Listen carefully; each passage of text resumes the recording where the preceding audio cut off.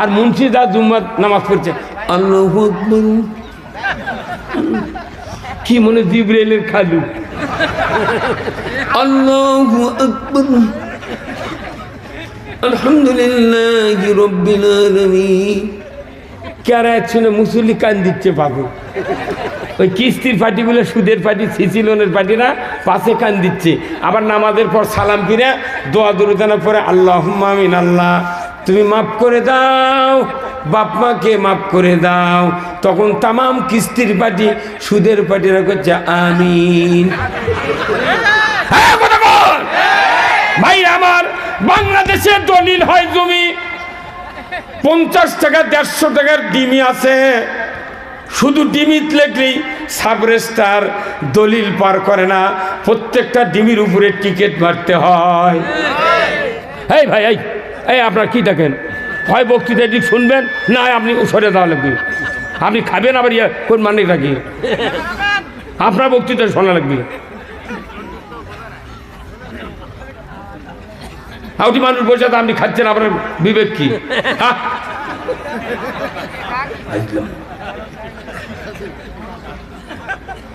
এখানে মানুষের মুক্তির কথা কওয়া হচ্ছে, এই তুচ্ছ তাচ্ছিল্যের জন্য এই সভাগুলি দিয়ে মানুষের উপকার হচ্ছে না। তবে যারা ইউটিউবার, এরা বেশি আমাদের চেয়ে বেশি উপকার করতেছে। আজকে আপনাদের এই প্রোগ্রামটা স্পেন থেকে দেখতেছে, স্পেনের 2500 লোক ভূমধ্য সাগরের তীরে বসে প্রতিদিন আমার লাইভ দেখে 2500 মুসলমান। এটা খুলে এই হাকিমপুরের সভা, এটা সারা বিশ্বের সভা হচ্ছে। কিন্তু এই বক্তৃতাগুলো ঢাকার টেলিভিশনে যদি দিতে পারতাম, পুরো জাতি ঘরের থেকে শুনতে পারত। কিন্তু এত গান, এত বাজনা, এত কথা টিভির দেখানো হচ্ছে, কিন্তু জীবনে বাংলাদেশের কোনো সভা টিভির দেখানো হচ্ছে না। এই যে গত পরশু দিন আজহারের সভা 25 লাখ লোক দেখাচ্ছে, বড় ওগুলো লোক দেখে কারু কারু মাথা ঘুরিচ্ছে, কোথেকে এত লোক, তালেবান কি ব্যান হয়? না, এইবার বাঙালি বুঝা দিবি কি হচ্ছে।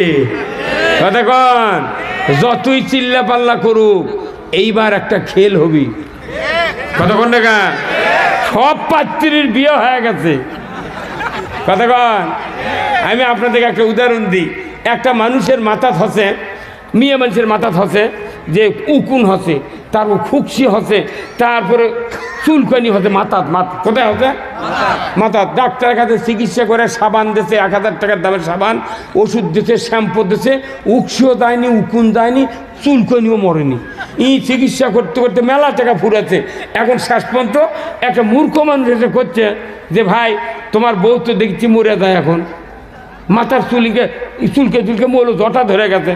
সে করছে ভাই আমি একটা ওষুধ দেবো। কি করছে? এতগুলো ওষুধ ডাক্তার দিল, তাও ভালো হলো না, তুই মূর্খ মানুষ কি দেবো? করছে ভাই খালি 5 টাকা লাগবে। কয় টাকা? 5 টাকা। তুই 5 টাকা, হাজার টাকাতে কিছু হয়নি, তুই 5 টাকাতে কি করবো? করছে ভাই তুমি খেপো না, 5 টাকা দিয়ে আমি তোমার যদি অসুখ ভালো করে দিই, তোমার কোন টেনশন আছে? তখন বউ কথা, আচ্ছা এতগুলো চিকিৎসা করে তো আমার কিছু হয়নি। তো ওর বউ কথা, ভাই তুই 5 টাকা নিয়ে ধর, 5 টাকাতে ভালো হলে আলহামদুলিল্লাহ। তুমি বাজারের থেকে যা একটা বেলেট নিয়ে যাচ্ছি। কথা কনে চাষা কি নিয়ে যাচ্ছে? বেলেট নিয়ে যাচ্ছে। বেলেট নিয়ে আসে কত, তোমার এই হাত ধরে পাও ধরে করছি, এত টাকা ফুরাতো, তোমার কিছু হয়নি। এই 5 টাকার বেলেট দিয়ে তুমি তোমার এই বইয়ের মাথা একবার কামিয়ে ফেলে দাও, আজই যদি অসুখ ভালো না হয় আমি জীবনে চিকিৎসা করবো না। আল্লাহু আকবার। তখন ওই লোকটা বেকারে কি করবে, আগে কেসি দিয়ে লম্বা লম্বা চুল কাটে ফেলে দিয়ে ওই বেলেট দিয়ে সমানে নাড়িয়ে করছে, নাড়িয়ে করে দিচ্ছে। ওর খুকসি নাই, উকুন নাই, চুলকানিও নেই। আল্লাহু আকবার। ওর মাথার যদি এগুলো ব্যারাম হয়, তাহলে কামানের উপর ওষুধ। তে বাংলাদেশের একটা মাথা আছে, তার নাম কি? বাংলাদেশে একটা মাথা আছে, সংসদ ভবন। কত কথা? তো সংসদ ভবনে উকুন, চুলকানি, খুকসি ওগুলো মোট আছে। কতক্ষণ তাহলে এত বক্তৃতা, এত ওয়াজ, এত দোয়া দরুদ, এত রাজনীতি, এত আল্লাহর পক্ষে কথা কয়ও ওই চুলকানি ভালো হয় না, কথা কন না কেন? তাহলে ওই মাথাও উঙ্গা বেলেট দিয়ে কামাল লাগবি, কথা কন। এইবার কামান লাগবে, কথা ঠিক কিনা? কারা কারা কামানের পক্ষে দু হাত তুলে দেখা, লিল্লাহে থাকবে, নারায়ে থাকবে। কামান বুঝিছেন হয় না? আর বুদ্ধি নাই। এই চুলকানি ভালো করার একটাই ওষুধ, ওই মাথা কামিয়ে নামে ফেলে দেওয়া লাগবে।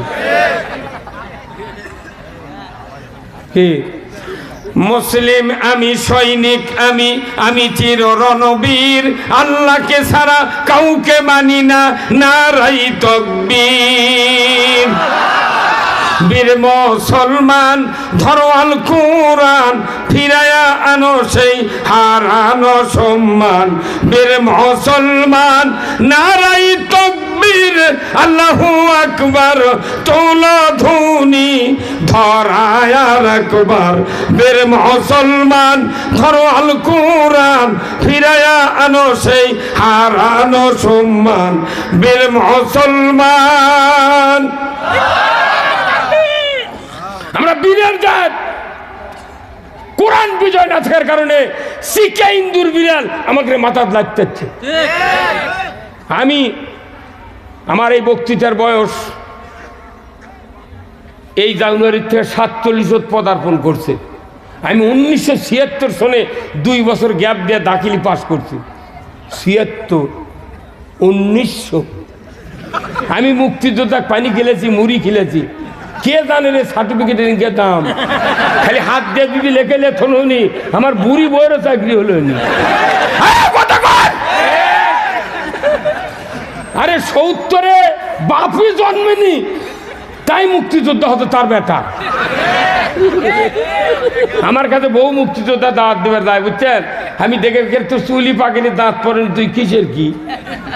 দেখো আর মাথা ঘেমে গেছে। ময়না ডক্টর ইউনুস কছে যারা মিথ্যা ভুয়া সার্টিফিকেট দিয়ে চাকরি দিয়েছে, চাকরি পাচ্ছ বেটারা, চাকরি চলে যাবি। যারা ভাতা খাতো ডবল ফেরত দেওয়া লাগবে। তোমার কুরবানি ওয়াজিব নাই, তুমি কেন কুরবানি কিনলে? সেটা আবার মরে গেছে, আবার হেরে গেছে, দুটিয়া দেওয়া লাগবে। আর কথা বল, যে আওয়াজ শুনে ওরে মুসলমান ভয় কাঁপিত, কাফেরও বেঈমান, জোরে কোন মারহাবা। দাউরে সে হুঙ্কার করো রে তোলপার, পাপে দুনিয়া ভেঙ্গে করো রে চুরমার। বীর মুসলমান ধরো আল কোরআন, ফিরায়া আনো সেই হারানো সম্মান। বীর মুসলমান, আল্লাহু আকবার। এই গজল কে লিখেছে? কাজী নজরুল ইসলাম লিখেছেন। উনি ব্রিটিশ সরকার যখন এই দেশ ভারতবর্ষ শাসন করছিল, তখন উনি একটা গান লিখেছিলেন, হ্যাঁ ব্রিটিশ এদের ছাড়বি কিনা বল, যদি না ছাড়িস কিলের চোটে আর করিব জল। এই বক্তৃতা দেওয়ার কারণে ব্রিটিশ সরকার কাজী নজরুল ইসলামের বিরুদ্ধে একটা অপবাদ দিয়ে গেছে, বিদ্রোহী কবি। আর যার মুস ভেকু দিয়ে আলোক করা লাগে, কি দিয়ে ভেকু দিয়ে আলোক করে দই খিলান লাগে, তা কি কত বিশ্বকবি। আহারে সেই ফুলেরই রৌশানিতে আরশ কুরসি রৌশান, সেই ফুলেরই রঙ লেগে আজ ত্রিভুবন জালা। সাহারাতে ফুটল রে ফুল রঙিন গোলে লা লা, সাহারাতে ফুটল রে ফুল, জোরে কন্যা মারহাবা। চীনের রসিক ভ্রমর বুলবুল, সেই ফুলের ঠিকানাই। কেউ বলে হযরত মুহাম্মদ, কেউ বা কামলি ওয়ালা। সাহারাতে ফুটল রে ফুল রঙিন গোলে লা লা, সাহারাতে ফুটল রে ফুল, জোরে কন্যা মারহাবা। আমার ভাইরা, কি ফুল মক্কার জমিনে গারে হীরা 2500 ফিট উঁচু পাহাড় থেকে রসুল নিয়ে আসলেন। এই কথাটা হযরত উমর ফারুকের কানে গেল। উমর যখন আবু জাহেলের পাম্পটটি শুনে রসুলের মাথা কাটার জন্য তরবারি নিয়ে উদ্যত হয়ে চিকমিক করছে, রোদের কেরণে তরবারি চলে যাচ্ছে আব্দুল্লাহর বেটা মুহাম্মাদের মাথা কাটার জন্য 100টি উট পুরস্কার পাবে। ওমর রাস্তার ভিতরে একজন ব্যক্তির সাথে দেখা হয়ে গেল, নঈম নামে ব্যক্তি। নঈম বলছে, উমর রে তুমি কোথায় যাও এত তীব্র রাগ নিয়ে? উমর বলে, তুমি রাস্তা ছেড়ে দাও, আমাকে তুমি কষ্ট দিও না, আমি যাচ্ছি আব্দুল্লাহর বেটা মুহাম্মাদের শিরোচ্ছেদ করার জন্য। এইবার নঈম বললে, উমর রে খবরদার খবরদার, তোমার পরিকল্পনাটা ভেস্তে যাবে। যে আল্লাহ তাকে সিলেকশন করে পৃথিবীর জমিনে নবুয়ত দিয়ে পাঠাচ্ছেন, তোমার মাথা কাটা তো দূরের কথা, তার কাছে তোমার মাথা বিক্রি করতে তুমি বাধ্য হবে। জোরে কন্যা মারহাবা। ওমর রাগ করে বলল, কি হচ্ছে? আমি পানির মতো মুহাম্মাদের মাথা কাটবো, তুমি রাস্তা ছেড়ে দাও। বলে, মাথা তুমি একটু পরে কাটো, তোমার যে বোন আর ভগ্নিপতি ওই মুহাম্মাদের হাতে হাত দেয়া কালেমা পড়ে মুসলমান হয়েছে, তুমি আর ওই দিকে না যায়া তোমার বোনের বাড়ি তোমার ভগ্নিপতিকে তুমি আগে সামলাও। জোরে কন্যা মারহাবা। ওমর বাইপাস রাস্তা দিয়া চলে গেলেন ওই সেই ভগ্নিপতির বাড়ির দিকে। বাইরে থাকতেই স্বামী স্ত্রী দুইজনে কোরআন শরীফের সূরা তোহার 124 নম্বর আয়াত তেলাওয়াত করছিলেন। ওই সময় তারা ভেতরে পড়ছিলেন, ওমান আরাদা আন যিকরি ফাইন্না লাহু মাইশাতান দনকা ওয়া নাহশুরুহু ইয়াউমাল কিয়ামাতি আমা। ওমর ফারুক বাহির থেকে যখন কোরআনের আয়াত শুনলেন, ঠিক কোরআন বোঝা তার কাছে সহজ, যেহেতু আরবের লোক। অর্থ হলো, ওমান আরাদান যিকরি ফাইন্না লাহু মাইশাতান দনকা। ও পৃথিবীর মানুষ, ও পৃথিবীর মানুষ, তোমরা যদি আল্লাহর কোরআনের নসিহত, আল্লাহর বয়ান, আল্লাহর কোরআনের ওয়াজ যদি শোনার পর অ্যাবাউট টান বিপরীতমুখী হয়ে চলো, আমি আল্লাহ বলে দিচ্ছি তোমাদের জীবিকাকে সংকীর্ণ করে দেওয়া হবে, আর তোমাদেরকে কিয়ামতের ময়দানে অন্ধ করে উঠানো হবে। এই বক্তব্যের অর্থ যখন উমর বুঝতে পারল, সাথে সাথে ভেতরে ঢুকে তরবারির পিঠ দিয়া বোন ভগ্নিপতিকে আত্মাতরে প্রহার করা শুরু করলো। এক পর্যায়ে তরবারির আঘাতে তার ভগ্নিপতির মাথা ফেটে ফিনকি রক্ত বেরিয়ে যাচ্ছে। বোন ফাতেমা উমরকে জড়িয়ে ধরে বললেন, ওগো ভাই, তুমি খবরদার আমাকে মেরে শহীদ করে দাও, আমার স্বামীকে তুমি মারতে পারবে না। তোমার ভগ্নিপতি যদি মারা যায় আমি তো বিধবা হয়ে যাব, তোমার কি চোখে পড়ে না রক্ত বেরিয়ে যাচ্ছে? উমর যখন রক্তের দিক তাকালো, তখনই তার কলিজার ভেতরে মহব্বত পয়দা করে দিলেন কে? কে? এমন মহব্বত পয়দা করে দিলেন আমার আল্লাহ, সাথে সাথে উমরের মোটিভ ব্রেন চেঞ্জ হয়ে গেল। আর কোনো দিক চিন্তা না করে বলল, বোন রে, তুমি তাড়াতাড়ি করে কি পড়ছিলে আমার হাতে তুমি দিয়ে দাও, আমি একটু দেখি না কি পড়ছিলে। বোন বলল, ভাইজান, তুমি তো নাজাসাত অপবিত্র মুশরিক, তোমার হাতে পবিত্র খণ্ড দেওয়া যাবে না, তুমি গোসল করো, পবিত্র হও, তারপরে খণ্ডটি তোমার হাতে দেওয়া হবে, এর আগে দেওয়া সম্ভব নয়। গোসল করানো হলো, খণ্ডটি উমরের হাতে দিয়ে দিলেন। উমর নিজে আরবের লোক, উনি আরেকবার পড়লেন, ওমান আরাদা আন যিকরি ফাইন্না লাহু মাইশাতান দনকা ওয়া নাহশুরুহু ইয়াউমাল কিয়ামাতি আমা। উমর একবার শুনলেন, দ্বিতীয়বার পড়লেন, সাথে সাথে উমর বুঝতে পারলেন এই কালামটাই, কথাটা দুনিয়ার কোনো মানুষের হতে পারে না। এই কথার ভেতরে এত নূর, এত বিজ্ঞান, এত জ্ঞান গর্ব নিমজ্জিত রয়েছে, এটা সাধারণ মানুষের জন্য বোঝা কষ্টকর। উমর বললেন, বোন রে, এই খণ্ডটি তুমি যে আমাকে শোনালে আর আমি পড়লাম, আমার বুঝ এসে গেছে, আর দেরি করো না, আমাকে নিয়ে চলো বিশ্ব নবীর দরবারে। আল্লাহু আকবার। বিশ্ব নবীর দরবারে নিয়ে চলো। একবার পড়লেন, একবার শুনলেন, তাতে ইসলাম বুঝলেন। যখন আল্লাহু আকবার। আর 70 বছর মাহফিল শোনে, ইমামের বক্তৃতা শোনে, 14 বার করে হজ করে। কথা কয় না গা? আর ইসলামের কথা শুনলে চোখ এত বড় করে মারবে আর চায়। তার মানে কি, উমারের যে বুঝ আছিল এখনকার মুরব্বীর সেই বুঝ নাই। কথা কয় না গা? এই যে তবলিগারা সেদিন মারামারি করলো না, ওরা আমাকে কেন আমার দেখ করছে, হুজুর আমরা মূর্খ মানুষ শিব পেরাচ্ছি, আপনারা থাকবেন এমন আগে তা বসে থাকবো। কথা কন না গা?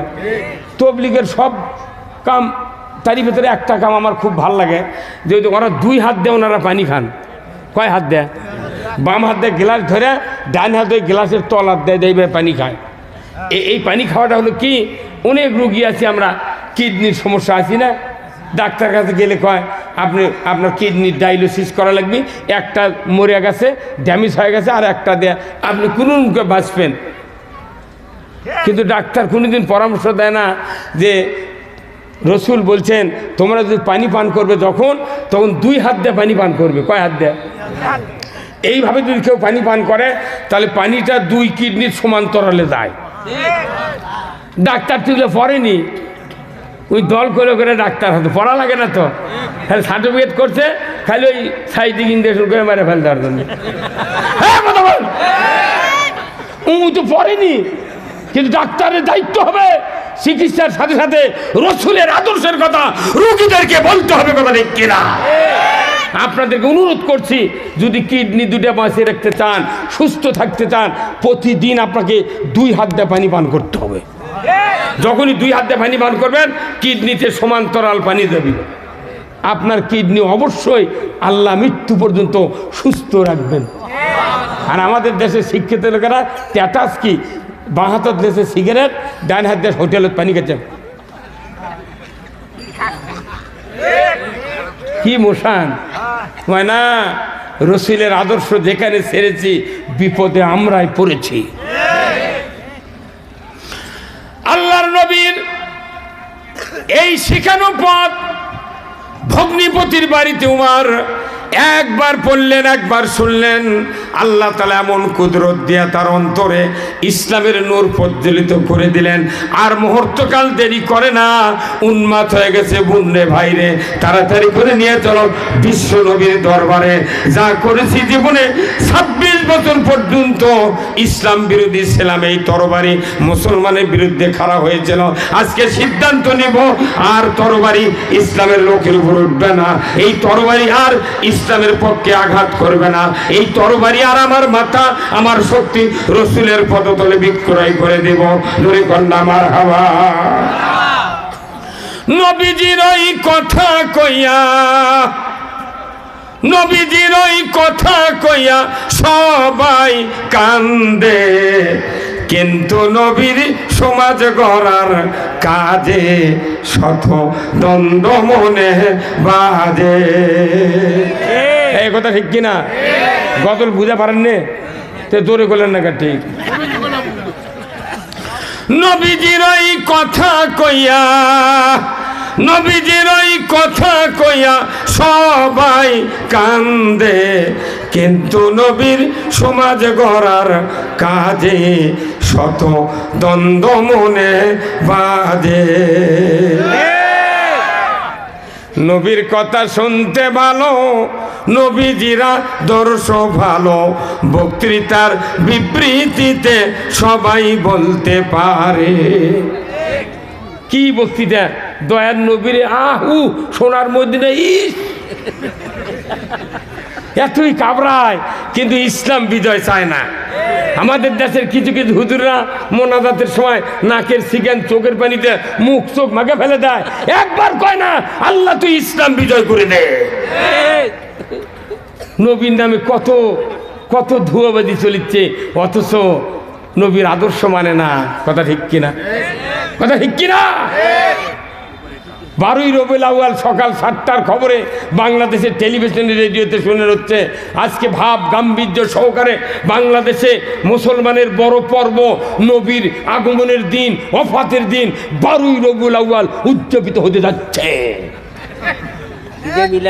এটা করছে ইলে মিলাদুন, ওরা শুনি না কইও না, ওরা যাই কবি ফেতনা বাজাবি তাই কবি। কি ভাই ইসলামে কোনো ফতুয়াবাদী নাই। আমি বিভক্ত করতে চাই না, সঠিক যে কথা সেটা বলতে হবে। কথা ঠিক কিনা? সবাই মুসলমান, বর্তমানে ফতুয়াবাদী বাদ। অনেক বক্তা আছে বাংলাদেশে ফতুয়াবাদী করে, উনি একামতের দিনের কোনো কথা কয় না, খালি ফতুয়াবাদী কোথায় পেশাব করে ঢিলে দেওয়া লাগবে না, ধুলি হবি। এইগুলো তার করার কি দরকার? কে ভাই যাই তা করে করুক। আরে নামাজ বাদ দিয়ে, ফরজ গোসল বাদ দিয়ে যুদ্ধ করছে ওহুদের ময়দানে। কে যুদ্ধ করছে? হযরত হানজালা রাদিয়াল্লাহু তাআলা আনহু, উনি যুদ্ধ করছেন, ফরজ গোসল দেয়নি, ফজরের নামাজ পড়েনি, যুদ্ধ করে শহীদ হচ্ছে। চতুর্থ আসমানে হাউজে কাউসারের পানি দিয়ে আল্লাহ নিজে ফেরেশতা দিয়ে গোসল করে দিয়েছে। আল্লাহু আকবার। আর আমার দেশে দরুদ শরীফ পড়বেন লাগলে একদল করতে দরুদ ইব্রাহিম পড়ো, আর একজন করতে আল্লামা সাল্লাল্লাহ, ওটা কোনটি নাই। তো তোর ইচ্ছা যেটা হয় তুই কর। কিয়ামতের দিনে একবারও আল্লাহ কবে না যে তুই দরুদ কয়বার পড়ছুন আর পড়িসনি। এগুলো চিন্তাই নাই, দাড়ির চিন্তা নাই, টুপি নাই, পাগড়ি নাই, কিচ্ছু নাই। 5টা প্রশ্ন করবে, বান্দা নামাজের কি খবর, যৌবনের কি খবর, তোর এলেমের কি খবর, তোর যে ধন সম্পদের জন্য কী করছু, আর তোর হায়াত কোন পথে ব্যয়। এই 5টা ছাড়া একটা কথা কবে না। আর কবরত বলবি ওমা দি মান রব্বুকা অমা দিনুকা অমান নাবিউকা মান হাজার রাজুল। এই 4 প্রশ্ন আর 5 প্রশ্ন কটা হয়? এই 9টা প্রশ্ন ছাড়া একটা ফেরেশতা কিছু হবে না। আপনি আমি যে চাপা মেরে আরো 10টা ঢুকামু।